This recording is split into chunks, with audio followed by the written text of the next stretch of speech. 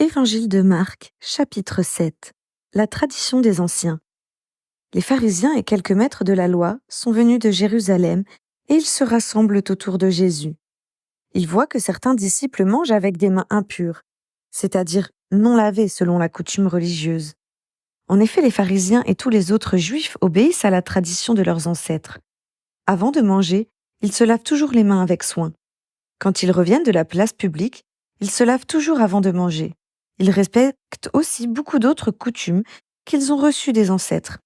Par exemple, la façon de laver les verres, les pots et les plats. C'est pourquoi les pharisiens et les maîtres de la loi disent à Jésus : « Tes disciples ne vivent pas selon la tradition des ancêtres.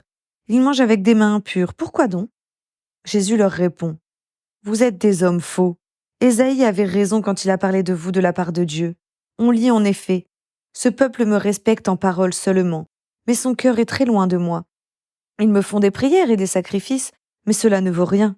En effet, ce qu'ils enseignent avec assurance, ce sont des commandements humains. » Jésus dit encore : « Vous abandonnez le commandement de Dieu, vous obéissez à la tradition des hommes.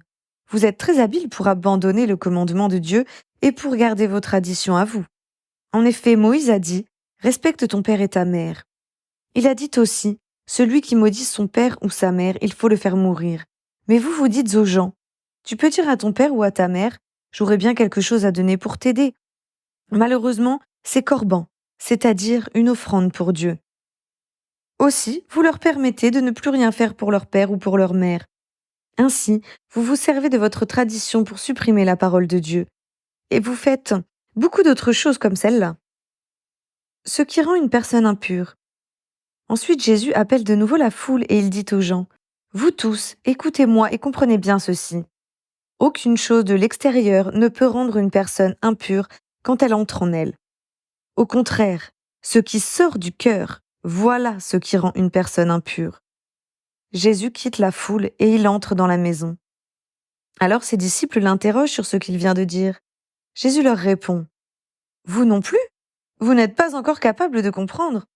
Aucune chose de l'extérieur ne peut rendre une personne impure quand elle entre en elle. Vous ne comprenez donc pas cela ? Ces choses n'entrent pas dans son cœur, mais dans son ventre, et ensuite elles sortent du corps. » Par ces paroles, Jésus montre qu'on peut manger de tous les aliments. Il leur dit encore : « Ce qui sort d'une personne, voilà ce qui la rend impure. En effet, les mauvais désirs sortent de l'intérieur du cœur humain. Ainsi, les gens ont une vie immorale, ils volent, ils tuent les autres, ils commettent l'adultère, ils veulent avoir toujours plus, ils font du mal aux autres, ils les trompent, ils se conduisent n'importe comment, ils sont jaloux, ils disent du mal des autres, ils sont orgueilleux, ils manquent de sagesse. Tout ce mal sort de l'intérieur d'une personne et la rend impure. » Une femme non juive croit en Jésus. Ensuite, Jésus quitte cet endroit et il va dans la région de Tyr. Il entre dans une maison et il ne veut pas qu'on sache qu'il est là, mais les gens l'apprennent. En effet, une femme entend parler de Jésus. Cette femme n'est pas juive, elle est née en Syrie, dans la région de Phénicie. Sa fille a un esprit mauvais en elle. La mère vient aussitôt se jeter aux pieds de Jésus et elle lui dit : « Je t'en prie, chasse l'esprit mauvais de ma fille. » Jésus lui dit : « Laisse d'abord les enfants manger leur part. Ce n'est pas bien de prendre la nourriture des enfants et de la jeter aux petits chiens. » La femme lui répond : « Seigneur, pourtant même les petits chiens mangent les miettes que les enfants laissent tomber sous la table. » Jésus lui dit : « À cause de cette parole, l'esprit mauvais est sorti de ta fille, tu peux rentrer chez toi. » La femme rentre chez elle et elle trouve son enfant couché sur le lit. L'esprit mauvais est sorti de la fille.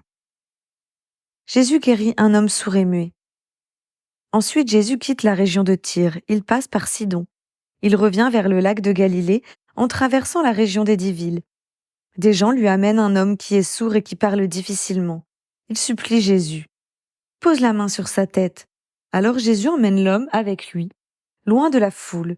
Il met les doigts dans ses oreilles, puis il lui touche la langue avec sa main mouillée de salive. Ensuite, Jésus lève les yeux vers le ciel. Il pousse un soupir et dit : « Ephata ». Cela veut dire « ouvre-toi ». Aussitôt les oreilles de l'homme s'ouvrent, sa langue est guérie et il peut parler normalement. Jésus donne cet ordre aux gens : ne dites rien à personne. Mais chaque fois qu'il leur commande cela, les gens racontent encore plus ce que Jésus a fait. Ils sont profondément étonnés et ils disent : Tout ce qu'il fait est vraiment bien. Il fait entendre les sourds et il fait parler les muets.